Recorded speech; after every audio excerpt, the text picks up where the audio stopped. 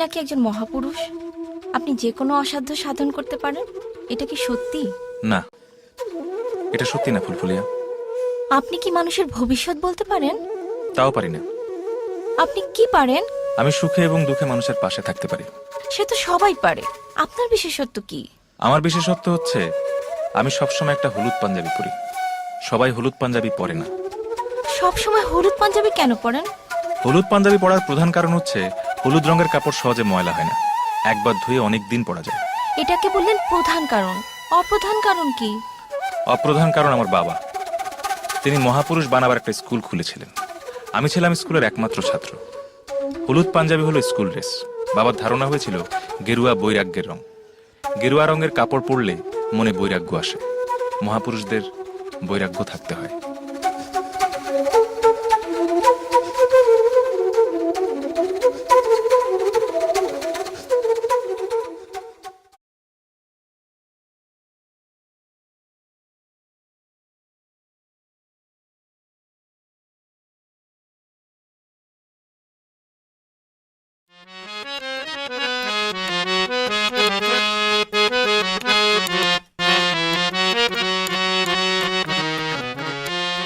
কিসলু, একজন সাধুর গল্প শোনো। সাধুর নাম ঋষি কাশ্যপ। তার কাছে ভয়ঙ্কর এক খুনি এসেছে।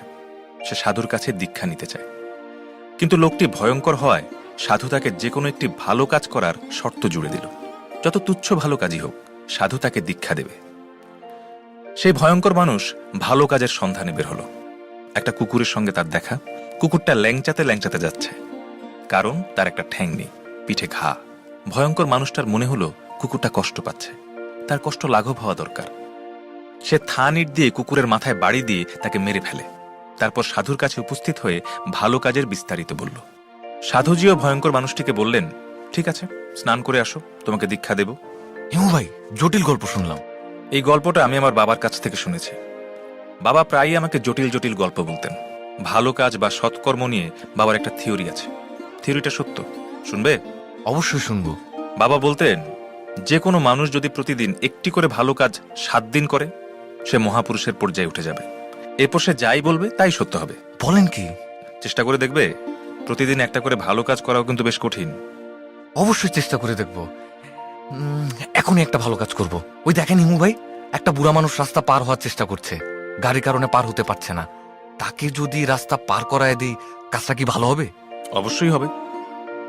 কিসলু লাফ দিয়ে উঠে দাঁড়ালো, ছুটে গেল রাস্তায়, দুহাত তুলে গাড়ি থামালো, বৃদ্ধকে হাত ধরে রাস্তা পার করলো।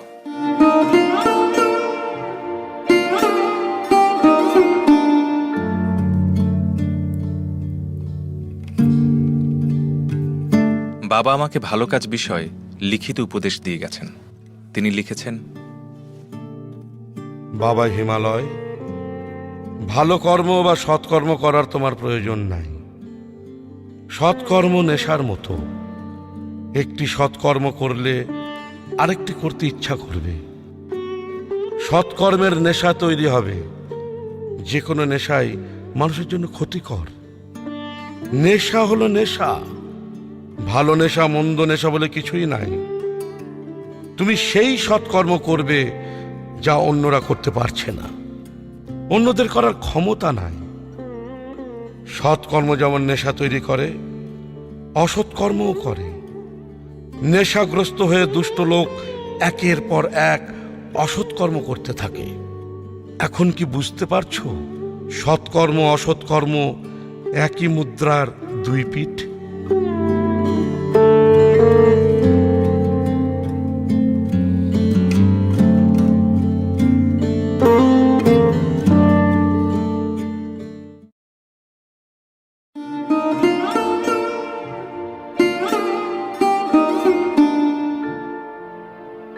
জগলু ভাইয়ের টেলিফোনের এই বাকির দোকানের সবচেয়ে বড় সুবিধা হচ্ছে টেলিফোন শেষ হবার পর চা পাওয়া যায়। 1 কাপ না, যত কাপ ইচ্ছা। দুপুরে গেলে জগলু ভাই জোর করে ভাত খাইয়ে দেন। রাতে বিপদে পড়লে ঘুমোর ব্যবস্থাও আছে। জগলু ভাইয়ের দোকান থেকে ফাতেমা খালাকে টেলিফোন করলাম।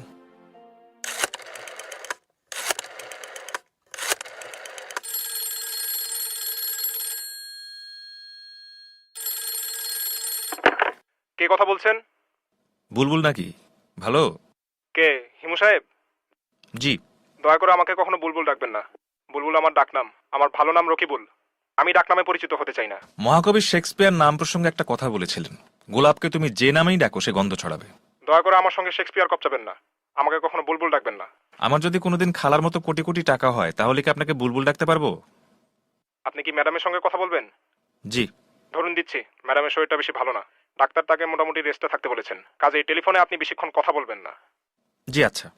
ব্রাদার শুনুন, আজ কত তারিখ বলতে পারবেন? তারিখ দিয়ে আপনি কি করবেন? তারিখ তো আপনার কোনো কাজে আসার কথা না। আমার জন্য না, একজন ভিখিরি আমার কাছে তারিখ জানতে চাচ্ছিল। ভিখিরির নাম মিসকান্দর মিয়া। আপনি ধরে থাকুন, আমি ম্যাডামকে দিচ্ছি। ম্যাডাম, হিমু সাহেবের ফোন। কে? হিমু? আমি মারা যাচ্ছি রে। কি হয়েছে? ঘুম হচ্ছে না, সারা রাত জেগে থাকি। সূর্য ওঠার পর ঘুম আসে, তখন দরজা জানালা বন্ধ করে ঘুমাই। তাও খুব অল্পক্ষণ, ম্যাক্সিমাম 2 থেকে 2.5 ঘন্টা। 2-2.5 ঘন্টায় যথেষ্ট। নেপোলিয়ান 3 ঘন্টার বেশি ঘুমাতেন না। গাধার মতো কথা বলিস না। আমি নেপোলিয়ান। তোর কথাবার্তার ধরন আর পাল্টালো না। অবশ্যই নেপোলিয়ান। মেয়ে মানুষ হয়ে এত বড় ব্যবসা দেখছো, তুমি কম কি? নেপোলিয়ানকে এই ব্যবসা দেখতে দেয়া হলে 1 সপ্তাহের মধ্যে লাল বাতি জ্বালিয়ে সব ছেড়ে ছুড়ে আসামের দিকে চলে যেত।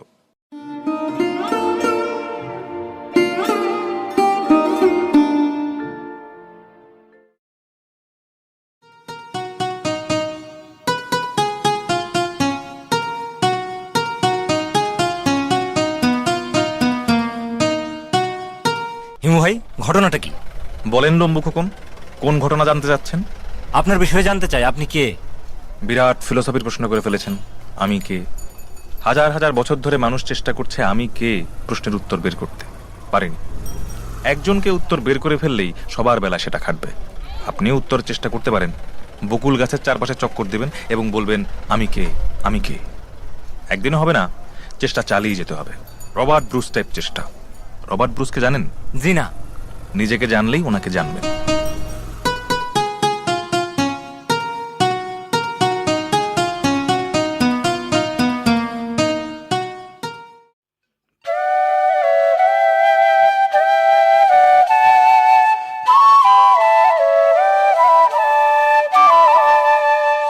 হঠাৎ মিতুর সঙ্গে কথা বলতে ইচ্ছা করলো, তাকে কিছুক্ষণ বিরক্ত করা। এই মেয়েটা এখন আমার টেলিফোন পেলেই রেগে যাচ্ছে। সাধারণ রাগ না, ভয়াবহ টাইপ রাগ। মানুষের স্বভাব হলো কেউ যখন ভালোবাসে তখন নানান কর্মকাণ্ড করে সেই ভালোবাসা বাড়িয়ে দিতে ইচ্ছে করে, আবার কেউ যখন রেগে যায় তখন তার রাগটাও বাড়িয়ে দিতে ইচ্ছে করে।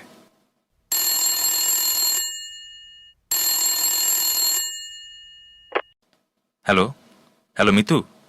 আপনি আবার টেলিফোন করেছেন? আবার? আপনাকে আমি কি বলেছি কখনো টেলিফোন করবেন না, নেভার এভার। খুব জরুরি কাজে টেলিফোন করেছি। খুব জরুরি বললেও কম বলা হবে, জরুরির উপর জরুরি, মহা জরুরি। আমার সঙ্গে আপনার কি জরুরি কাজ? একটা তথ্য যদি দিতে পারো। কি তথ্য? ভূতের বাচ্চা কোথায় পাওয়া যায় বলতে পারবে? কিসের বাচ্চা? ভূতের ছেলে বাচ্চা। একান্ত যদি না পাওয়া যায় মেয়ে বাচ্চা হলেও চলবে। আপনি কি আমার সঙ্গে রসিকতা করার জন্য টেলিফোনটা করলেন? রসিকতা না, আসলে আমার একটা ভূতের ছেলে বাচ্চা দরকার। একটা বাবুকে কথা দিয়েছি, সে পালবে। হিমু সাহেব শুনুন, আপনার হাত থেকে উদ্ধারের জন্য আমি একটা ব্যবস্থা নিচ্ছি। আমি আমার টেলিফোন সেট আর ব্যবহার করব না। আপনি চেষ্টা করেও আর আমার সঙ্গে যোগাযোগ করতে পারবেন না। তাছাড়া এই মঙ্গলবার আমি আমার বাবাকে নিয়ে দেশের বাইরে চলে যাচ্ছি, এমনিতেও যোগাযোগ হবে না। তোমরা চলে যাবে তার আগে তোমাদের সঙ্গে দেখা হবে না? দেখা হবার কোনো প্রয়োজন আছে কি? না, প্রয়োজন নেই। প্রয়োজন ছাড়াও কিন্তু আমরা অনেক কিছু করি। কি করি? এই ধরো, আমার টেলিফোন পাওয়া মাত্রই তুমি কিন্তু নিজের টেলিফোন অফ করে দিতে পারতে, তা করনি। প্রয়োজন ছাড়াই অনেকক্ষণ কথা বলেছো, এখনো বলছো। আচ্ছা, তুমি কি বাসায় আছো? কেন? তাহলে এখনই চলে আসি। মঙ্গলবারের পর তোমাদের সঙ্গে আর দেখা হবে না, শেষ দেখাটা হোক। ঠিক আছে, আসুন। 1 ঘন্টার মধ্যে আসবেন, আমি 1 ঘন্টা পর বাবাকে নিয়ে বের হব। আমি একটা ক্যাব নিয়ে চলে আসি। ক্যাব নিয়ে আসবেন না হেলিকপ্টারে আসবেন সেটা আপনার ব্যাপার।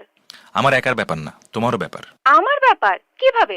ক্যাবেই আসি বা হেলিকপ্টারই আসি, ভাড়া তো তোমাকেই দিতে হবে। আমার হাত খালি। আবার রসিকতা? আবার?